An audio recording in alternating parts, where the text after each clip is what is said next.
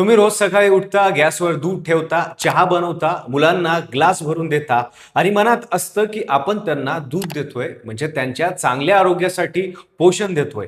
पण जर त्याच दुधात युरिया असेल, डिटर्जंट असेल, हायड्रोजन पेरॉक्साईड असेल तर तर तुम्ही पोषण नाही तर आपल्याच मुलांना विकत आणून हळूहळू विष पाजत आहात.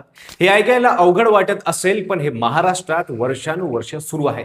पण गेल्या काही दिवसापूर्वी अन्न व औषध प्रशासनात फक्त एक माणूस बदलला आणि सगळी यंत्रणा खडबडून जागी झाली.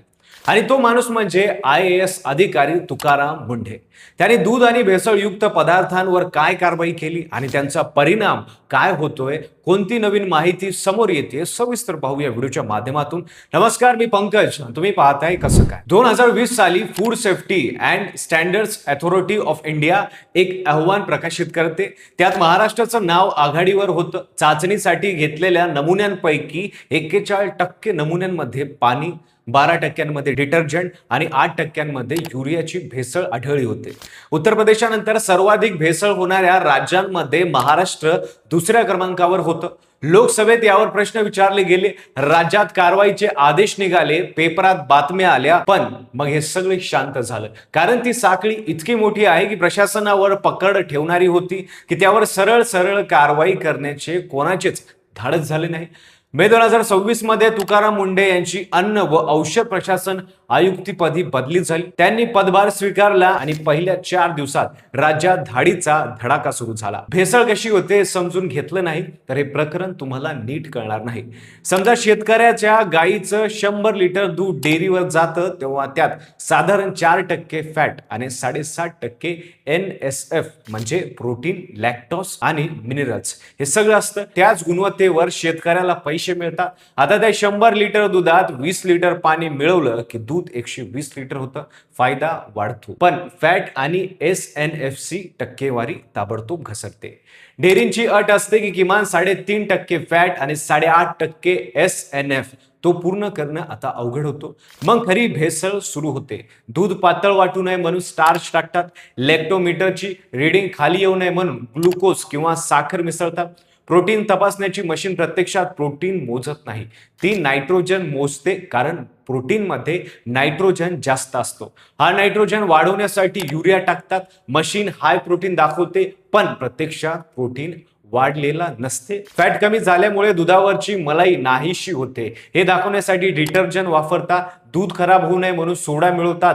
कारण बॅक्टेरिया लॅक्टोज खाऊन लॅक्टिक ऍसिड तयार करतो, तो सोड्याने कमी होता. उन्हाळ्यात वाहतुकीत उशीर झाला तर हायड्रोजन पेरॉक्साईड किंवा फॉर्मेलिन टाकतात जेणेकरून दूध टिकून राहील. एक भेसळ दुसरी भेसळ निर्माण करत राहते आणि शेवटी जे पॅकेट बंद दूध तुमच्या घरी येतं त्यात दूध कमी आणि तुमच्या शरीरासाठी घातक रसायन जास्त असतात. डेअरीवर सॅम्पल चाचणीत फेक ठरलेलं दूध फेकत नाही तर त्याचं दुधाचं पनीर, खवा आणि भुकटी बनवण्यासाठी वापर केला जातो. ज्या पनीर मधून लोक जास्त प्रोटीन घेण्याच्या अपेक्षेने खातात त्याच पनीर मध्ये टाकाऊ भेसळयुक्त दुधाचा वापर होतो.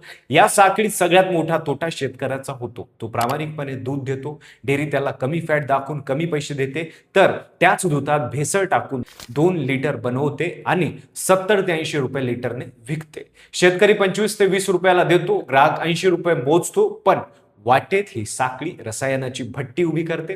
तुकाराम मुंढे यांनी पदभार स्वीकारल्यानंतर पहिल्याच 5 दिवसात 195 अधिक धाडी टाकल्या. राज्यभर 102 जणांना अटक झाली. 68 ठिकाणे सील झाले आणि जवळपास 1.5 ते 2 कोटीचा मुद्देमाल जप्त झाला. 29 ते 31 मे दरम्यान एकट्या 3 दिवसात सुमारे 84 टन भेसळयुक्त अन्न पदार्थ जप्त करण्यात आले. सर्वात धक्कादायक गोष्ट म्हणजे मुंढे यांनी कारवाई सुरू केल्यानंतर भेसळखोरांनी स्वतःच रस्त्यावर केमिकलचे ड्रम फेकायला सुरुवात केली. मुंढे यांचं नाव ऐकताच अनेक बेकायदेशीर दूध विक्री केंद्र रातोरात बंद झाली. व्यापारी स्वतःहून भेसळयुक्त तूप आणि खवा बाहेर फेकून देऊ लागले. ज्या कर्मचाऱ्यांनी वर्षानुवर्ष या सगळ्यांकडे डोळेझाक केली होती त्याच यंत्रणेतले अधिकारी आता कसली तडजोड न करता धाडी मारत आहेत. मुंढे यांचा आदेश स्पष्ट होता, भेसळ दिसली की थेट FIR करायची. केवळ दंड नाही, थेट मौजदारी गुन्हा.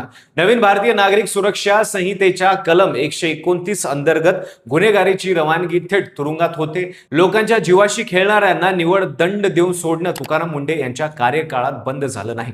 मुंडे यांनी जाहीर केलं आहे की हे केवळ सुरुवात आहे. भेसळखोरांना पूर्णपणे अटकाव केल्याशिवाय मी मोहीम थांबवणार नाही. दूध उत्पादन संघटनांनी त्यांची भेट घेतली. शेतकऱ्यांना योग्य दर आणि ग्राहकांना शुद्ध दूध हे दोन्ही एकाच वेळी साध्य करणे शक्य आहे असा त्यांचा ठाम विश्वास आहे. सोलापूर, नाशिक, अमरावती, छत्रपती संभाजीनगर, नागपूर, कोकण अशा सगळ्या विभागात एकाच वेळी कारवाई सुरू केली. जळगाव मध्ये गायीच्या दुधात खाद्यतेल मिसळून कृत्रिम दूध तयार केल्याचे उघड झाले. नवीन मुंबईतील एका डेअरीवर पनीरमध्ये पाम तेल आणि ग्लिसरॉल मोनोस्टिरेट मिसळण्याचे साहित्य जप्त झाले. परिणाम आता दिसायला लागला आहे. राज्यात दुधाचा तुटवडा जाणवतोय, कारण भेसळ बंद झाल्यावर 1 लिटरचे 2 लिटर होणं बंद झालं. पण हा तुटवडा शेतकऱ्यासाठी संधी आहे. येत्या काळात दुधाला दुप्पट भाव मिळण्याची शक्यता निर्माण झाली. विभाग तोच आहे, अधिकारी तेच आहेत, कायदे तेच आहेत, बदललेला फक्त एकच आहे. या विभागात तुकाराम मुंडे यांनी एंट्री केली आणि फक्त एक अधिकारी बदलल्यावर राज्यातल्या भेसळखोराचं साम्राज्य हादरलं आहे. पण इतिहास साक्षी आहे की असे अधिकारी नेहमीच लक्ष बनतात. ज्यांचा धंदा बुडवला ते लॉबी करतात, वरून दबाव येतो, बदल्या होतात. तुकाराम मुंडे यांच्यावरही तोच प्रयत्न होणार आहे. पण खरा प्रश्न हा आहे, जोपर्यंत आपण नागरिक म्हणून मागणी करत नाहीत, जोपर्यंत आपण आवाज उठवत नाहीत, तोपर्यंत असे अधिकारी टिकत नाहीत. एका माणसाने यंत्रणा हलवली, पण यंत्रणा टिकायला एक माणसाची नाही, जागरूक समाजाची गरज असते. व्हिडिओ आवडला असेल तर लाईक करा. चॅनलवर नवीन असाल तर चॅनल सबस्क्राईब करायला विसरू नका आणि पाहत रहा फक्त कसं काय.